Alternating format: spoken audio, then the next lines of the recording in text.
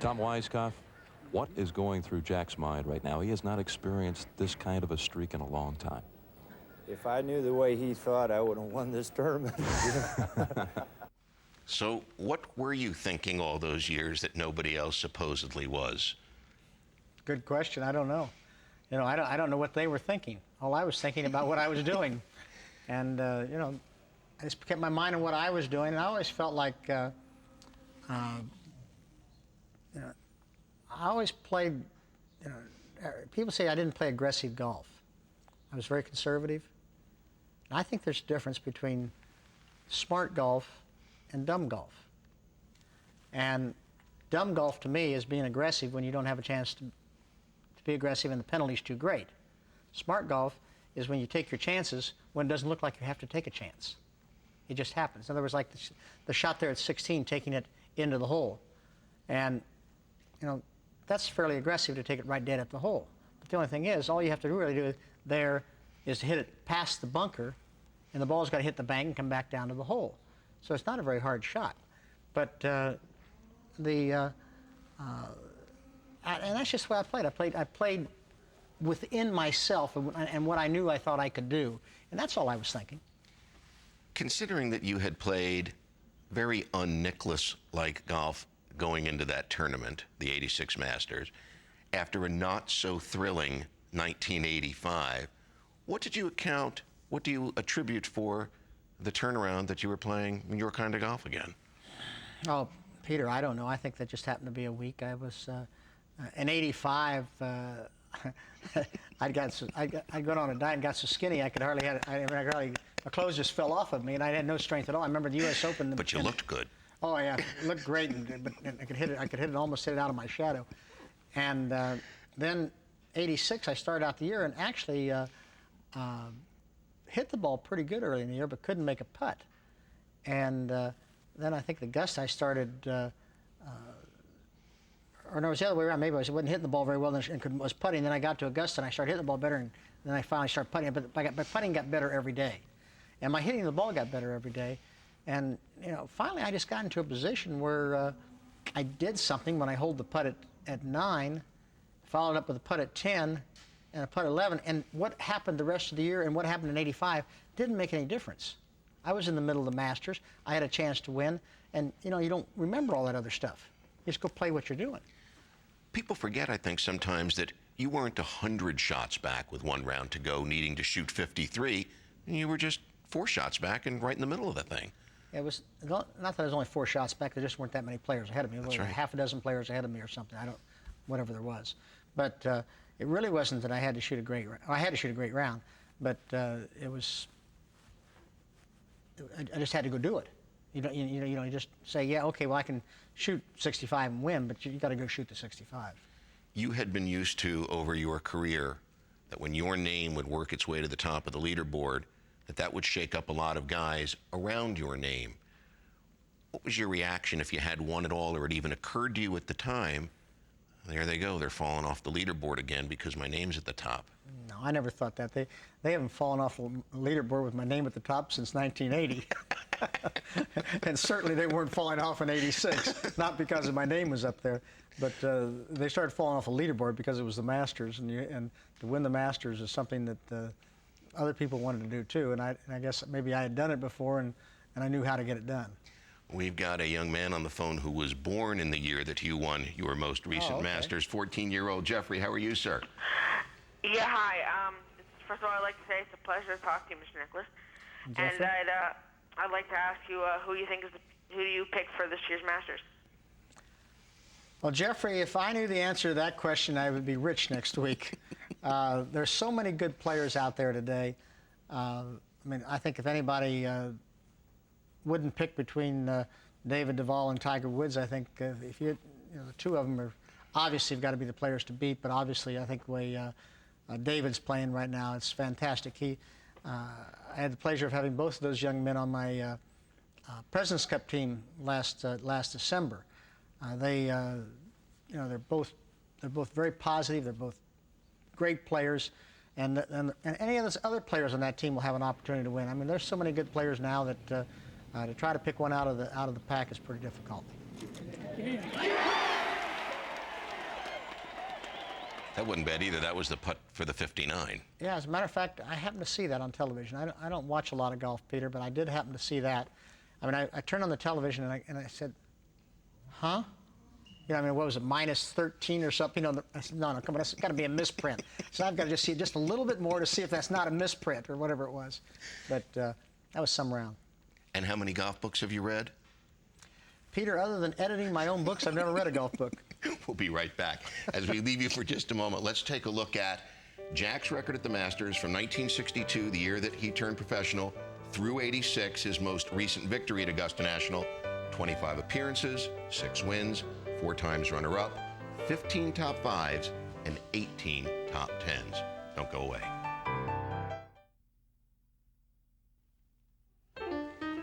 Now, for those of you who don't know, that's Jack and his dad, right after Jack had won in 65, and Jack and Jackie as he was going to win in 86 and had completed play. I mean, not only has Masters Week been great for Jack Nicklaus, but it's been a great week for the Nicklaus family. It really has. I think that all my kids have been at the Masters, you know, from time to time. And 86 was kind of an interesting year. I think my mother had gone to the Masters. I don't think she'd been to the Masters since I was an amateur, and she came back in 86. And my sister, I don't know that she'd ever been to the Masters. Why in the world she picked 86 to come, I don't know. But they came, and of course the kids come every year, and we've had some great times there. And of course Jack's caddied for me, Steve's caddied for me there. And matter of fact, Steve caddied for me last year. Jack caddied for me, of course, in '86. How big a week and how big a deal was that for your dad? Well, you know, my dad sort of really lived for what happened to me. I think that my sister got the short end of the deal, and my mother supported us. And I think that, but my sister never complained about that because she was just as supportive as my mother. But my dad, he just, you know, he lived through my efforts. And, you know, unfortunately, he passed away at a relatively young age at 56. And he was always there. He was always a friend. He never interfered. But it was the same that he did with all sports. You know, he introduced me to all sports. He participated with me. You know, he'd throw the ball back to me until we didn't want to throw it back more, or if he would watch me hit golf balls, or he would go hit tennis balls with me, or we'd do whatever, you know, we hunted and we fished together, we did everything. And, you know, it's great to have a relationship like that with your father. And as a result of that, you know, that's a relationship I want to have with my kids too. And I think I have had. So, but my father, to see him come out and be there as I finished the Masters, I think in '65, I think he came up and gave me a little pat on the cheek. You know, like Caddy says, you know, that was great, or well done, Jack, you know. But that was about as emotional as he got about it. I mean, you know, inside, I know he's popping inside and bursting, you know, the seams, but it's, he was great.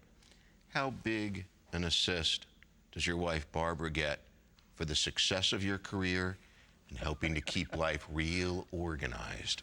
Well, out of 20 majors, you know, she gets assists for probably 19. I get 1 credit for myself.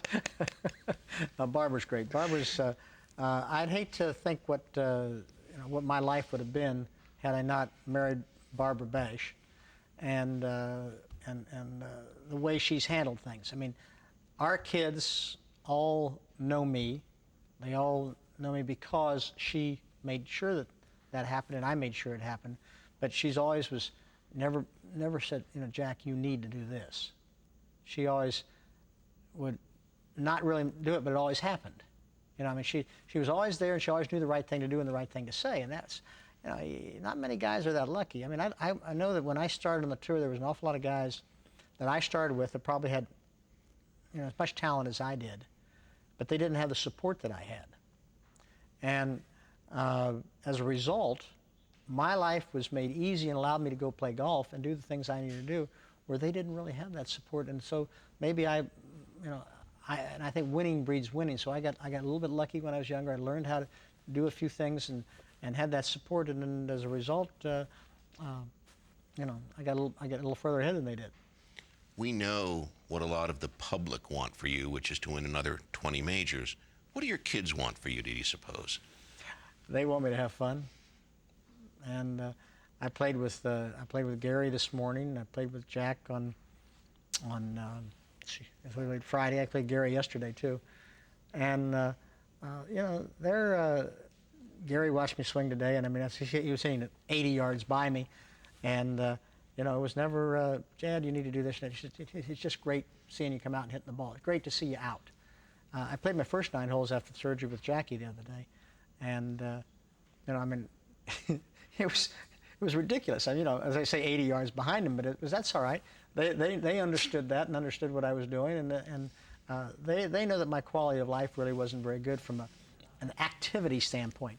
My quality of life still being with my family is still pretty good, either way. 80 yards shorter or not, most of us are convinced that there isn't a tournament that you couldn't have won just with 6-iron, wedge, putter. We'll be right back. Don't go away. Better be brief.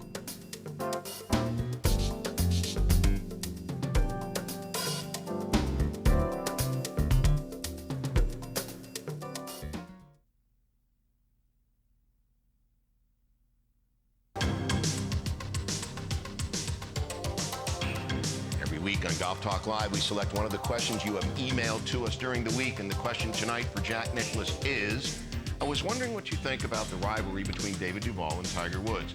How do you think this rivalry compares to the one you had with Arnold Palmer, and how does it differ? Thank you, Brian. Well, I mean, is there a rivalry between David and Tiger yet? I mean, good gracious, they've only started playing against each other. I mean, the press is going to make a rivalry out of it. I suppose that the rivalry between Arnold Palmer and Jack Nicklaus was created in 1 week in 1962, so I suppose there's no reason why a rivalry with Tiger Woods and David Duval couldn't take place. But you know, I think that until that rivalry won't become mature until they rival each other in a major championship.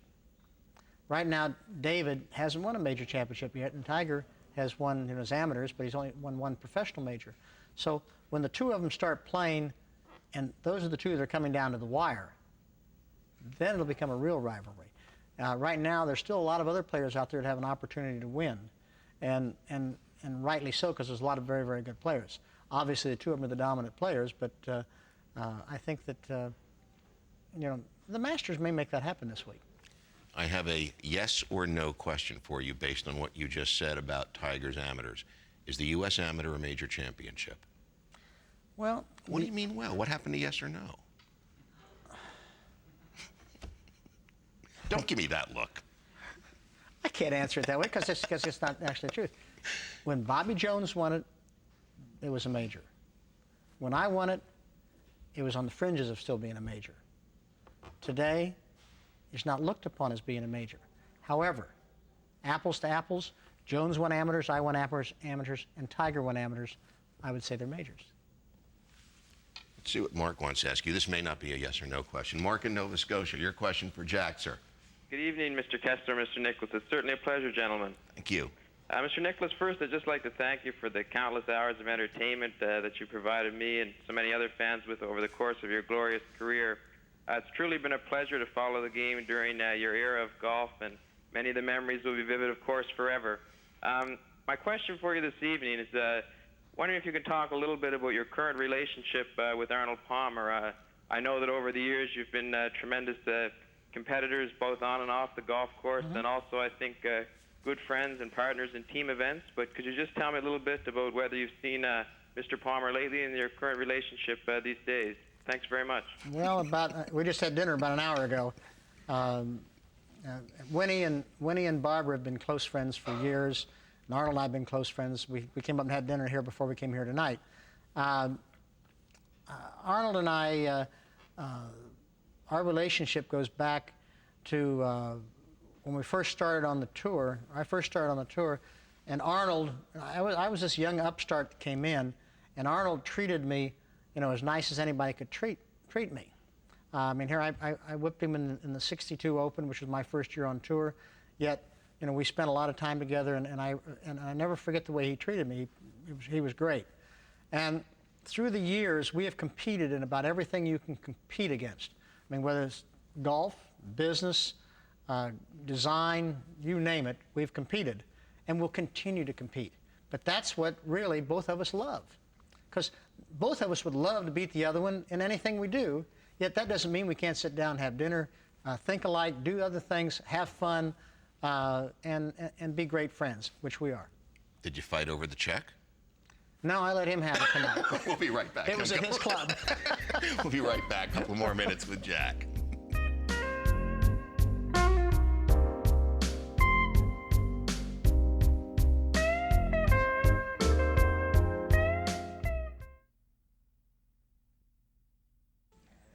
Okay, after the '86 Masters, and they'd written that nasty article that was on your refrigerator that you had been done, and of course you weren't done and you won, you said, "My clubs aren't rusty, and I'm not done." How do you feel today about that? Are your clubs not rusty? What, you mean 1999? Right now, today. My clubs are real rusty right now. The last 4 days they got polished off a little bit. I had to rub the rust off to go play. But no, my golf game and clubs are rusty. They've gotten rusty over the last couple of years. I mean, I've known that the hip has caused a lot of it, but also desire caused a lot. Of course, when you're hurting, you know, you lose a lot of desire to do a lot of things. That doesn't mean that I won't rub the rust off of them, Peter. I mean, I love to play golf. I love to compete. If there's any way that I can, and I'm capable of doing so, you know, I will be there. And if I can't, then I won't go out and take up a spot. What gives you a greater source of satisfaction, knowing that you beat the best players of the 50s, 60s, 70s, and 80s head-to-head, or the fact that you were able to play at such a high level for such a long time, distinct from who you were able to beat over the period? Well, I never really worried too much about who I beat. I think anybody who's going to play a long period of time is going to have to beat players of all eras and or all years. And you know, I welcomed the challenge, and I enjoyed each one of them. I mean, when you go down through Arnold and Gary and Trevino and Miller and Weiskopf and keep right on going. Watson. You've got all those fellas who are all great players. They're all wonderful players, and they all competed hard. They all would have their day, and they would win. So you know, each one of them came along, and I wanted to always, you know, and I was just delighted that that confrontation or that rivalry included Jack Nicklaus. Because, you know, I could have easily been out there and they could have been playing against somebody else. So I was very proud to be in that rivalry or in that competition. And that was fun. I mean, that's what kept me going. That's what doing is to say, oh, hey, I got somebody new that wants to come along and knock you know, the king off the hill or something, you might say.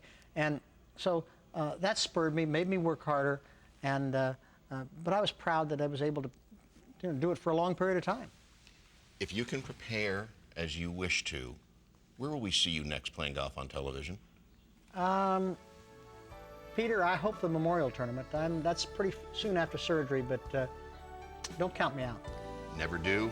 Thank you so much for being here. We'll see you very soon on Golf Talk Live. Night, everybody.